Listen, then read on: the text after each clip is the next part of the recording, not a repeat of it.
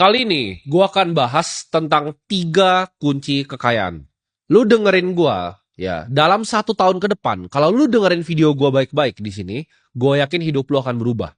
Lu pernah ngerasa gak sih tahun baru? Coba lu bayangin tahun baru itu kapan? Tahun baru itu kerasanya kayak baru kemarin. Ya, tapi sekarang itu udah mau habis Februari, udah mau ke Maret.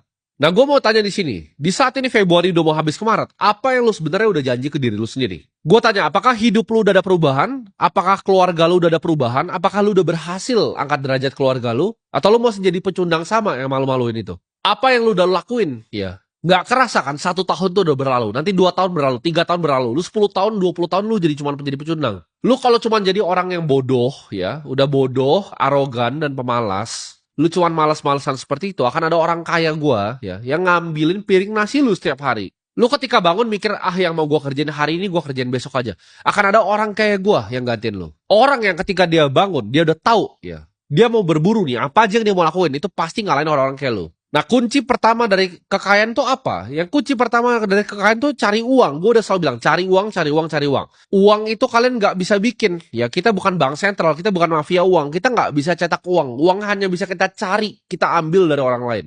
Uang itu harus datang dari tangan orang lain. Ini yang kalian harus paham. Ketika gue bilang di sini ya, hidup gue itu cuma tentang kerja. Gue bangun pagi udah tahu apa yang mau gue kerjain. Banyak yang mungkin dari kalian mikir, ya, oh gue nggak mau hidup kayak dia, hidup kayak dia tidak menyenangkan. Kalian salah, buat orang-orang seperti gue, hidup gue itu sangat menyenangkan.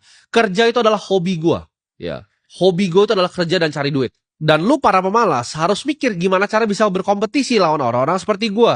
Lu jangan pernah mikir ya, ketika lu kerja di sebuah perusahaan, misalnya lu cuma karyawan, lu manajer ya kan, apa yang lu kerjain itu udah cukup. Selalu ada hal lain yang bisa dikerjakan. Ini prinsip gue dari gue kecil ya. Setiap kali gue ngerjain sesuatu, pasti ada hal lain yang bisa gue tambahin untuk gue kerjain di kerjaan itu. Contohnya, lu marketing manager, ya kan, jam 5 sore pulang, nyampe rumah jam 7, udah malas-malasan, nonton Netflix, nonton TikTok, ya kan. Lu mikir, oh udah selesai pekerjaan gue hari ini, besok lagi kerjanya. Enggak, kalau gue jadi lu, gue mikir, oke, gue misalnya gue marketing manager di perusahaan FMCG. Apa yang gue bisa lakuin? Oke, gue bisa jadi konsultan ke B2B. Ya, gue cari brand yang mau gue jadi bantuin konsultan. Gue tuker lagi waktu gue ini yang nggak berharga ini untuk uang.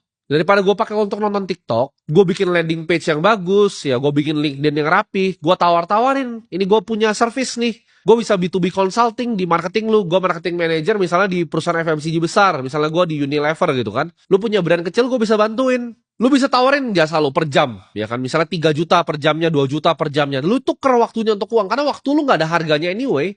Contoh lagi, lu kerja di industri finance, misalnya lu kerja di corporate finance, lu bisa tawarin ke teman-teman sekitar lu, ada yang lu kenal nggak yang butuh jasa gua mungkin, jasa untuk bikin perusahaannya masih kecil, UMKM untuk bikin buku, gue bikinin ya